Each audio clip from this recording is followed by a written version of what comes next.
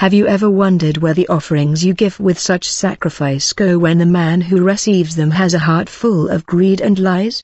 Because I saw it with my own eyes, and the terror I felt in my soul is something no human mind is prepared to endure.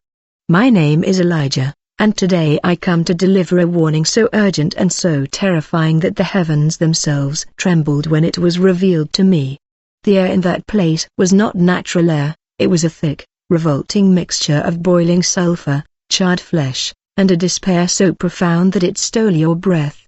With every breath you tried to take, I felt my lungs fill with burning embers as the heat melted the will of my spirit, crushing me against a volcanic rock floor that throbbed as if it were alive and hungry. If you don't want to end up in this abyss of eternal torment, if this message of warning and fire resonates deep within your conscience, subscribe quickly to God's Wonders, because your salvation may depend on the words you are about to hear. Like this to spread the truth and stay until the end, because the identity of the men I saw there will forever change everything you thought you knew about your own faith. My mind spun in a spiral of madness and utter confusion, while the echo of millions of stifled screams pierced my ears like needles of red fire. I could only wonder why the Lord had brought me to this valley of tears and utter torment. I, Elijah, a simple servant who always sought the truth with humility, now found myself trembling and weeping. In the dark epicenter of eternal damnation, I thought I had lost my mind, that my spirit had been abandoned in the vast darkness. Because every fiber of my being screamed with panic, and a mortal anguish gripped my chest as I realized that hell is not an ancient myth, not a metaphor of the prophets, but a realm of palpable, real, cruel suffering, specifically designed to devour those who mocked divine mercy throughout their earthly lives.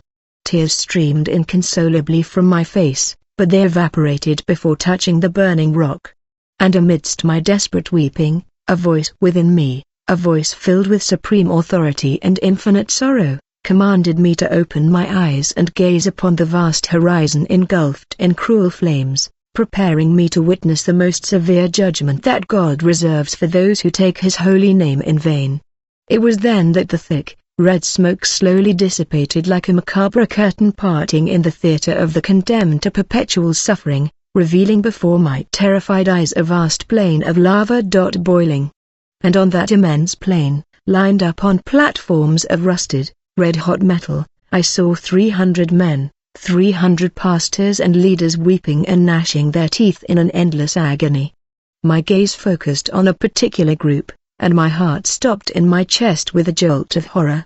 For the faces being disfigured by eternal fire were not the faces of unknown men, they were famous faces, men who filled entire stadiums, with crowds, who wrote books on financial prosperity, and who appeared on television promising miracles and blessings in exchange for large sums of money. At the head of them all, I recognized a man whom they all acclaimed. The mega pastor, the one who wore custom made suits of pure silk on earth. Now he wore a suit of liquid fire that clung to his skin, burning him alive and endlessly. His hands, the same hands that received tithes from poor widows, were heavily chained to a pulpit of incandescent thorns that pierced him mercilessly. I fell to my knees, pounding the burning ground with my trembling, sweating hands, and the nauseating smell of his punishment made me feel as if my own soul were being torn into 1,000 pieces scattered by the wind. It was an unbearable pain, a mixture of revulsion and holy terror, because in that instant I understood that God cannot be mocked and that earthly fame is utterly worthless when you face the implacable tribunal of eternal fire. I cried out to the red, stormy sky, pleading for mercy, not for them, because their judgment was already sealed forever by perfect justice, but for the millions of blind souls who still idolize Him on earth today. And as the heart-wrenching cries of those false prophets pierced my brain, I knew my entire life would be dedicated to exposing this dangerous satanic deception. But what I saw right after the specific and terrifying punishment they received in the darkness and the way the giant demons mocked the false prophecies they uttered in their extravagantly luxurious churches is something so powerful, so incredibly disturbing, that I will reveal it to you step by step in the next few minutes of this testimony. because the truth of the damned souls can no longer be hidden. The heat on that second terrace of the abyss was so suffocating that I felt like every pore of my skin was begging for a single drop of cool water. The smell of burning flesh mingled with the stench of sulfur so thick that I could almost chew it with my trembling teeth, and the ground beneath my feet.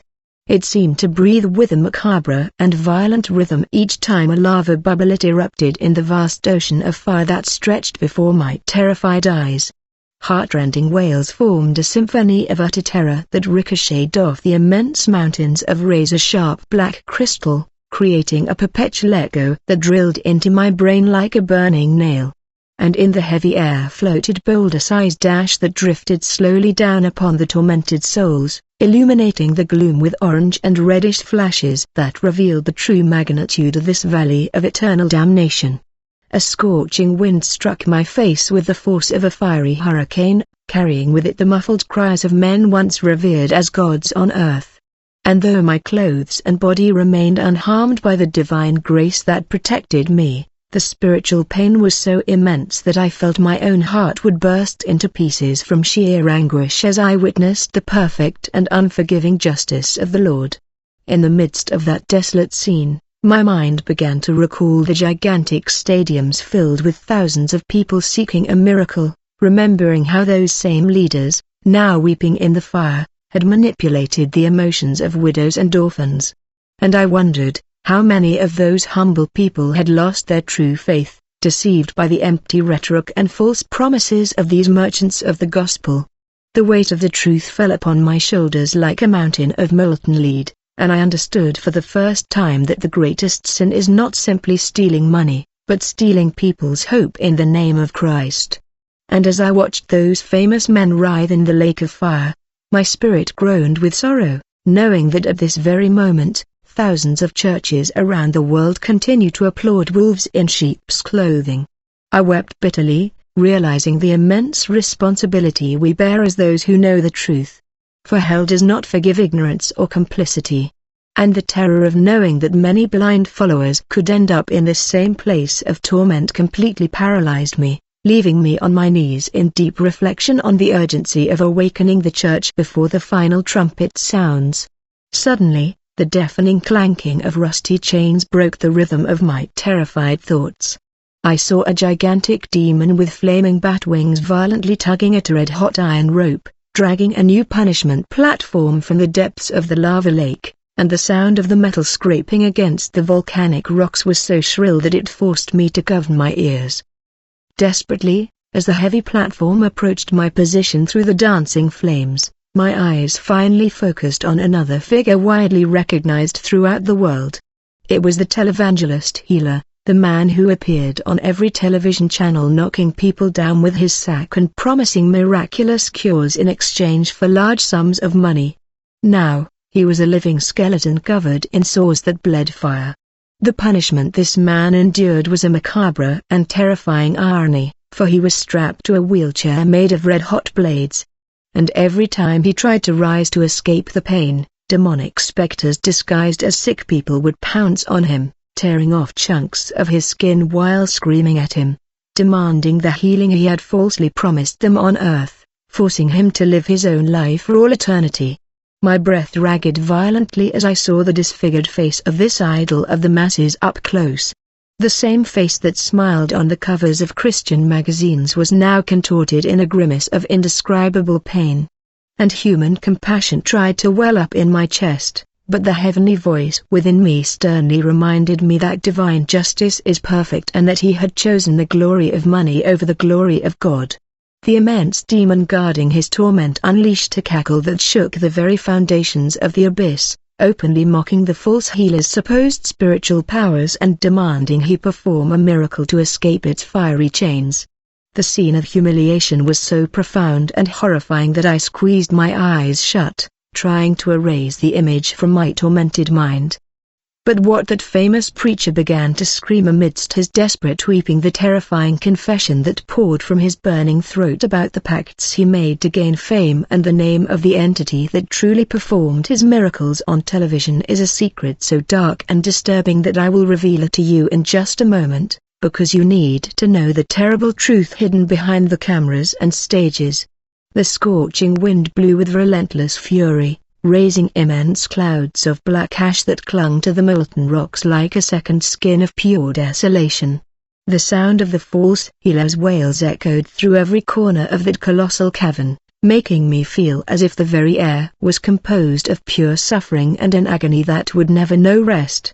My eyes could barely bear the blinding glare of the incandescent wheelchair, while the smell of burnt flesh and rotten promises flooded my nostrils, causing uncontrollable nausea. Each time the torment intensified, the ground beneath my feet vibrated violently, as if the very heart of hell were beating to the rhythm of that man's desperate screams. The scarlet light emanating from the lava lake illuminated the demonic silhouettes that writhed in the air, forming macabre figures that danced around the tragedy. It was an atmosphere so heavy and so charged with evil that each breath demanded a superhuman effort to avoid succumbing to the crushing weight of such absolute darkness. Orange sparks flew everywhere, crashing against the obsidian pillars and creating a rain of fire that illuminated the faces of the thousands of damned souls watching the scene from afar. The echo of invisible lashes sliced through the thick air, and each spiritual lash seemed to tear the veil separating the visible world from the eternal abyss, leaving me trapped in a sensory nightmare where touch, sight, and hearing were subjected to psychological torture from which it seemed impossible to escape or awaken in the deepest recesses of my mind. I couldn't stop replaying the images of those televised crusades where this same man wept crocodile tears in front of millions of viewers, remembering how crowds fell to the ground believing they were receiving the touch of the Holy Spirit when in reality they were being marked by entities of total darkness, and my soul was filled with unspeakable terror upon understanding how easily human beings surrender their faith to wolves in sheep's clothing out of desperation or ignorance. I wondered how many sincere people had sold their homes and given away their life savings to buy a flask of anointed oil that contained only lies and unbridled greed. Pain I felt in my chest was overwhelming because I realized that divine justice punished not only the theft of money, but also the unforgivable betrayal of using the name of the King of Kings to build personal empires based on deception and the emotional manipulation of the most vulnerable. Tears continued to flow uncontrollably, because the revelation of this absolute truth shattered any earthly concept I had of mercy, making me understand that the fires of hell are the direct result of rejecting grace and embracing lies to the bitter end. And at that moment, I knew that my life no longer belonged to me, that my sole purpose on earth would be to warn the lost sheep before they fall into the clutches of these spiritual predators. It was precisely at that moment of profound reflection that the televangelist's shouts changed tone, transforming into a terrifying confession that echoed in the depths of the fiery abyss. He began shouting at the top of his lungs that the miracles on television were temporary illusions created by demons of familiarity, confessing that every apparent healing was actually a dark exchange, where the person's spirit was bound to chains of illness, far more serious than those that would manifest years later. In his generation, horror gripped me as I listened to this idol of the masses reveal the names of the dark principalities with whom he secretly met before ascending the light-filled platforms, detailing how he sacrificed truth in exchange for worldwide fame. And as he confessed his hidden pacts, the demons torturing him cackled, plunging more red-hot blades into his body to remind him that he always repays those who serve him in life with death and betrayal. But before he could process the magnitude of this gruesome confession, a new roar shook the immense black crystal vaults that covered the fiery plain. And from a bubbling crater of boiling mud, a gigantic chariot slowly began to emerge, constructed entirely of human skulls, bathed in molten gold, pulled by amorphous beasts that spat burning silver coins from their drooling, putrid snouts. My heart began to pound so hard I could feel it pounding in my throat as I tried to focus my eyes to identify the figure seated on that throne of misery and false opulence. The smell of boiling mud mingled with the aroma of expensive perfume and burnt banknotes, creating an atmosphere so surreal and suffocating that I had to cover my mouth to avoid vomiting at the sight of such absolute and blatant corruption. Gradually, The red fog cleared around the disgusting golden carriage, revealing to my eyes another of the most untouchable and powerful leaders of the modern world. The prophet of prosperity, that religious magnate who traveled in private jets bought with the hunger of his followers, was now chained to his own throne of greed, wearing a robe made of heavy, red-hot lead plates that slowly crushed his bones in an agony that defied all human comprehension. The punishment this false prophet received before my very eyes is something no earthly mind could ever imagine, not even in its worst nightmares. The way the demons force-fed him and what they made him swallow endlessly while he begged for a single second of mercy. It contains one of the most terrifying lessons about the love of money, and I will reveal each of those macabre details in the next segment of this profound revelation, because no one can serve two masters. Boiling mud. The water that gushed from that cursed crater raised gigantic bubbles which, upon bursting, released a toxic, yellowish gas, clouding the vision of all the damned souls crawling around the chariot of greed. The heat was so dense it seemed to have its own weight, crushing my shoulders. Meanwhile, the crackling of molten gold as it struck the volcanic rock created a symphony of despair. It was a landscape painted in the colors of human avarice, where each bright flash represented a tear shed by a deceived widow on earth. The immense vaults of black glass that covered this section of hell reflected the glow of the incandescent silver coins that rained down ceaselessly, creating a dizzying and terrifying visual effect that multiplied the agony to infinity. The wind blew, carrying a nauseating smell of fine perfume mixed with burnt flesh and putrid sulfur, forcing me to breathe through my mouth, as I felt my own lungs fill with burning dust amidst this palpable and utterly real nightmare. Each time amber lightning sliced through the stormy sky, illuminating the colossal figures of the guardian demons surrounding the petrified throne. These immense beasts exhaled thick, dark smoke that tangled in a heavy cast iron chains. The sound of fiery whips tearing through the suffocating air was deafening and marked the rhythm of a mechanical and eternal punishment, where luxury and misery embraced in a macabre dance that offered not a single second of rest for the lost souls. My mind was flooded with memories of the immense stadiums filled with spectacular lights, where this same false prophet demanded that the poorest people hand over everything they had to receive a supposed divine multiplication, remembering his tailor-made suits and his fleets of private plans, which he bought by trampling on the true faith of the innocent. And a sharp pain pierced my chest as I understood that God's justice is a perfect scale that sooner or later weighs the most hidden intentions of the human heart. Tears streamed down my cheeks again. Thinking of the countless people who strayed from the true path because they were hurt and exploited by men like him, I realized that the love of money had completely poisoned his soul, turning him into a merchant of souls, a slave to his own selfishness who preferred the fleeting applause of the world to the crown of eternal life, and now he was paying the ultimate price in the darkness of perpetual torment, spiritual panic. My legs felt paralyzed as I realized the enormous responsibility I carried on my shoulders after witnessing this profound revelation. I knew my duty was not to judge, but to warn, with heart-wrenching cries, the congregations still slumbering under the spell of prosperity theology, asking the Lord to give me the strength not to lose my mind in the face of such cruelty and to carry this message of fire and repentance to the ends of the earth. My terrified eyes watched as the monstrous guardians of the abyss forced that man's mouth open with red-hot iron hooks while they lifted immense urns overflowing with liquid gold and red-hot coins to empty them directly into his throat. In his burning throat, the prophet tried to scream, begging for mercy, but his voice was drowned out by the boiling metal that sealed his insides in an indescribable way. And brutal, forcing him to endlessly swallow the very poison he loved and preached throughout his mortal life.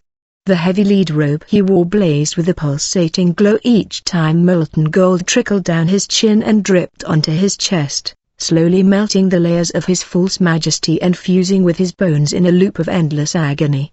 The amorphous beasts that pulled at his throne laughed with cackles that shook the caverns of hell, mocking the degrees of wealth he used to proclaim on his lavish stages as they demanded he buy his salvation with the worthless metal that now destroyed him.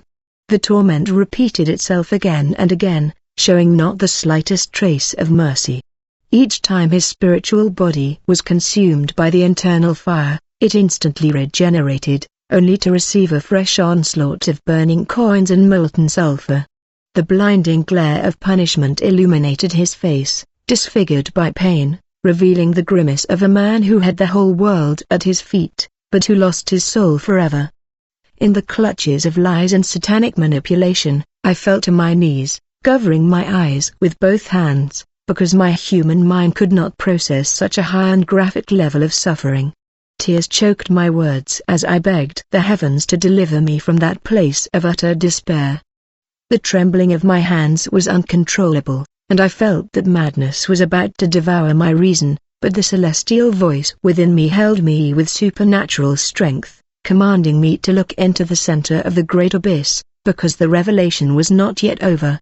Just when I thought I would see nothing more terrifying than the false prophets and their punishments, a deafening and unnatural silence suddenly fell upon the immense plain of the abyss, freezing the cries of the damned. The scorching wind ceased completely, and the lake of fire began to slowly part, as if a majestic and infinitely powerful presence were about to manifest from the very bowels of the red abyss, forcing even the colossal demons themselves to retreat and prostrate themselves in fear before the imminence of a supreme judgment. A blinding white light sliced through the darkness of the crimson sky like a sword of immaculate purity that shook the very foundations of death.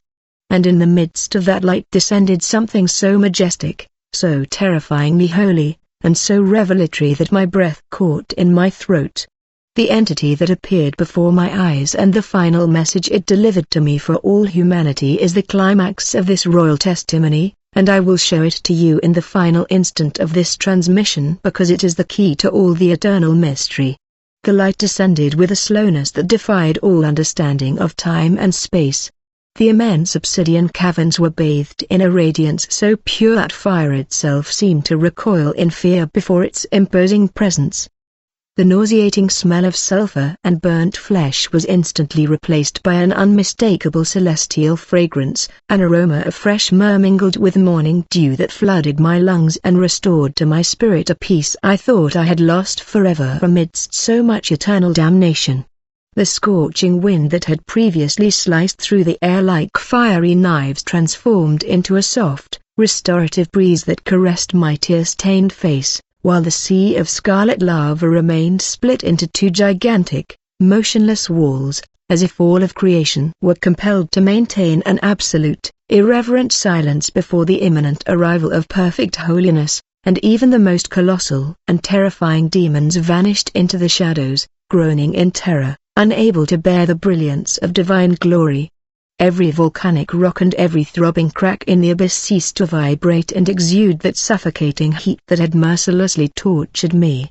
The silence was so profound I could hear the rapid beating of my own heart against my sweating chest, and the entire atmosphere transformed from a slaughterhouse of souls into a judgment seat illuminated by flashes of diamond and shimmering sapphire, emotionally preparing me for the visit of an authority above all principality and power in the visible and invisible universe.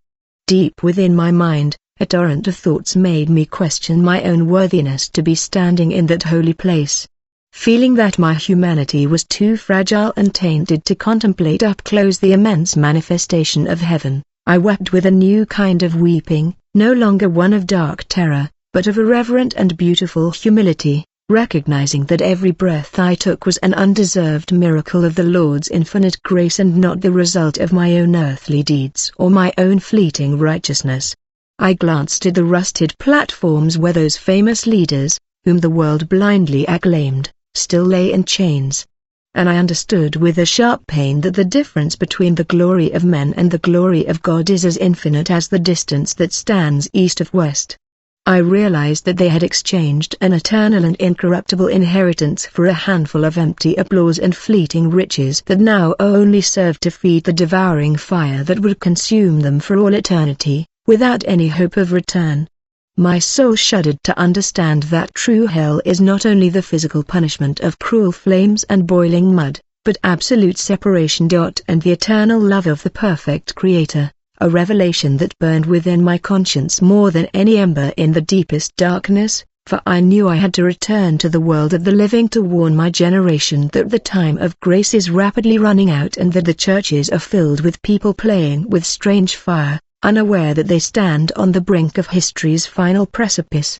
It was in that instant of profound meditation that the pillar of immaculate light took the gigantic form of a warrior archangel of titanic proportions, clad in armor of purest gold that emitted flashes of white light with each of his measured and majestic movements.